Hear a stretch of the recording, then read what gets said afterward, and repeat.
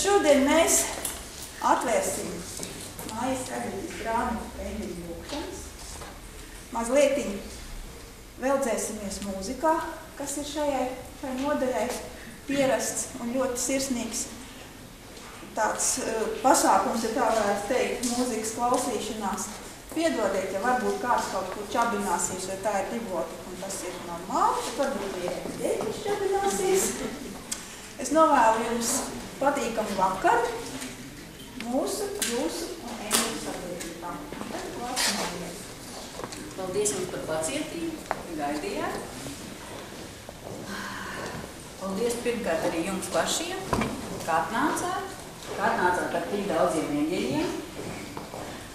Un ja tiešām šī telpa ir pilna ar eņģeļiem, jo mēs paši esam kā eņģeļi. Un eņģeļi šeit ir atstājuši arī savas brīnišķīgās zīmes, kā jūs redzat. Šīs te rožu ziedlapiņas un šīs te eņģeļu spalviņas. Kā apliecinājumu tam, viņi ir šeit kopā ar mums. Un tad varbūt vienkārši atļaušos dažus vārdus pastāstīt par sevi. Es daudzus jau šeit pazīstu sen, daudzus nesen. Mans ceļš pie eņģeļiem sākās, varētu teikt, tāda jubileja ir kaut kur 10 gadu atpakaļ. Tad es satiku savu sargeņģeli. Un es sapratu, ka es šo sargeņģeli jau sen pazīstu. Tā kā šeit ir mani mīļie mazbērniņi, viņi man ir 3, ir 2 lielāki eņģelīši un tur viens tāds maziņāks eņģelīts. Un tajā vecumā mums visiem ir klāt mūsu draugi, mūsu bērnības draugi, ar kuriem mēs sarunājamies. Un būtībā tie ir eņģeļi. Un man šī tikšanās ar šo eņģeļu pasauli bija tik aizkustinoša, ja? Tad es vienkārši savu katru dienu viņam vairāk un vairāk attīstīšu šo pasauli. Un varētu teikt, ka dzīvē ienāca jaunas toņkārtas un jaunas krāsas.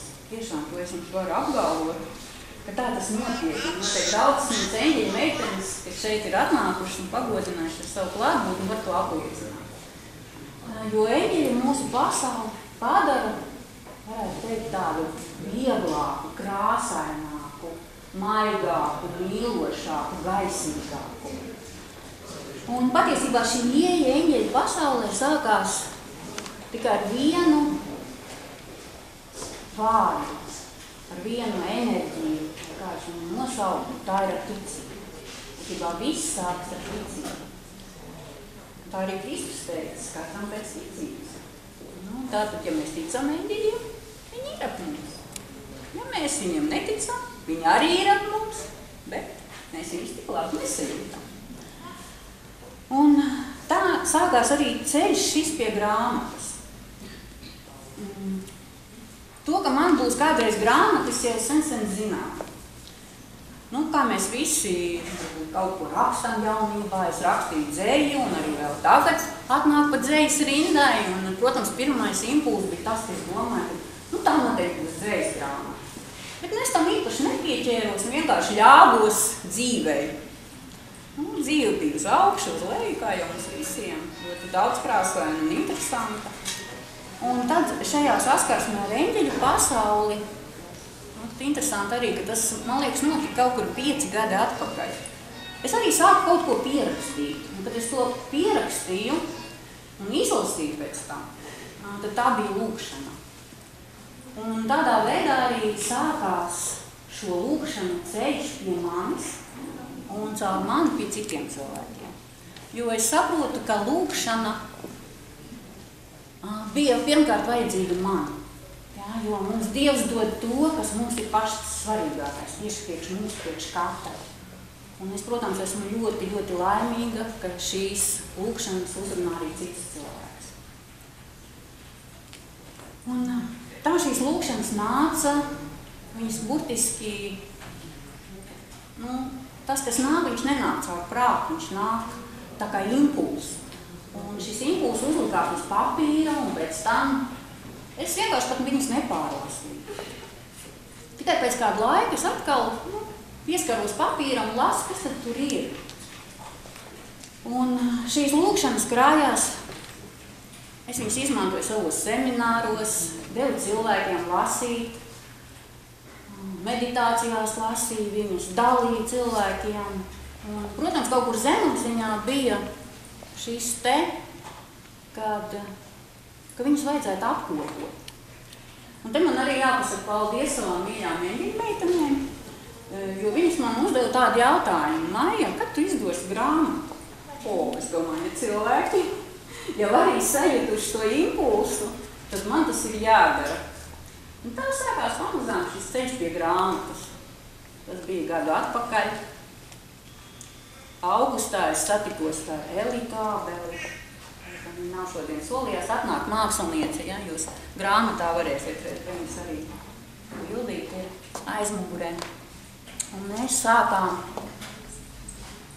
šo grāmatu, varētu teikt, iemesot, ja, jo daudz lietas, ko mēs izdomājam, ja, radām savā iztēles pasaulē, ir viens, bet novest šo lietu līdz realitātei, tas ir pavisam kaut kas cits. Un ceļš cilvēkiem, kas daudz dzīvo garu pasaulē, tas nav tik viegli izdarāms. Bet, jāsaka, atkal eņģeļi bija ar mums, un tas ir noticis. Ja. Jūs redzat šeit šo grāmatu ar šo skaisto eņģeļu vāku, ar eņģeļa spārnu, eņģeļu lūkšanas.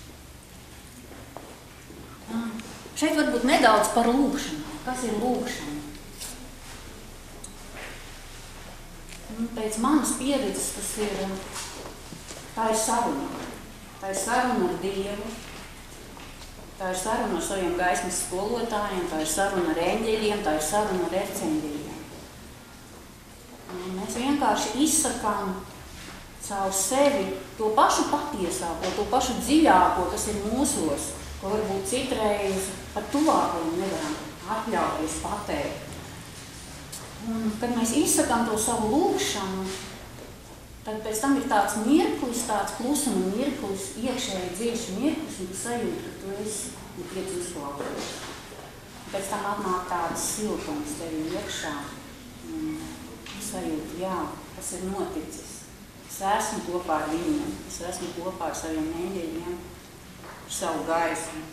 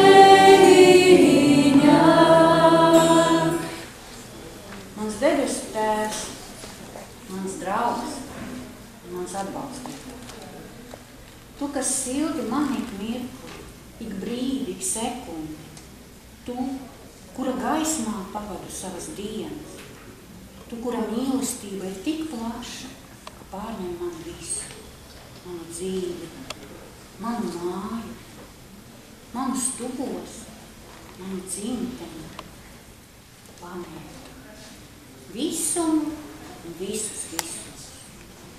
Tu, kuram nav ēnas, bet ir tikai gaisma.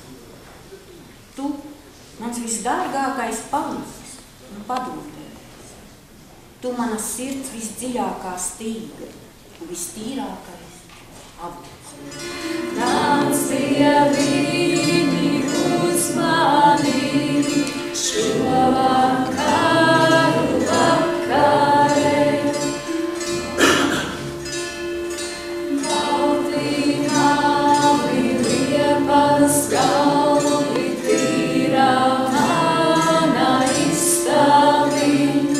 Balti mani liepas galvi tīrā mana istāvi. Tumsā sēžu vakarā, dzirdu Dievu atbraucot. Tumsā sēžu vakarā, dzirdu Dievu atbraucot. Šis klusums ir vienots ar tavu klusumu, radītāju. Caur tavu klusumu es rodu klusumu sevi. Viss, kas pirms tam šeit ir bijis, savu nozīmi zaudē un izgaist un pārvēršas. Ja klusums radītāji ir tava patiesā daba, tad tā ir arī mana daba. Lūdzu Dievu, lūdzu vainu, abus divus mīli, lūdzu, lūdzu Dievu.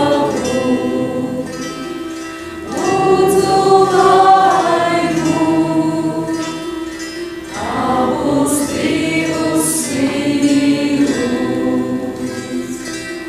Kad vēseli mostas, tā savas spārnas izpleš, un ar vienu lielāku gaismas telpu mani iedod. Dvēsele zina visu par mani. Tā zina, kādus ceļus esmu gājus, lai ar viņu atkal pilnīgā gaismā savienotos. Pateicos es tev, manu sargeņģeli, ka esi mani pamodinājis, ka esi ar mani kopā bijis, lai arī kāda ir bijusi mana izvēle. Pateicos tev, sargeņģeli, par atbalstu, ko esmu sajutusi izšķirošos brīžos. Pateicos, ka esi mani uzrunājis tik daudzos un tik dažādos veidos, lai es atkal varētu savā dvēseles gaismā atgriezties. Lai es varētu tajā būt, lai es varētu tajā dzīvot un caur to sevi pasaulē paust. Dvēseles gaisma ir mans kompas, ko Dievs katrā cilvēkā ir ielicis. Tāpēc tagad es zinu, ka nekad vairs neapmālīšos. Lai kādi arī būtu man vēl priekšā ceļi, situācijas, cilvēki, kurus satikšu, ar mani ir mans iekšējais kompas, mana dvēseles gaisma. Es esmu ar to vienota, tagad un šeit, vienmēr visu.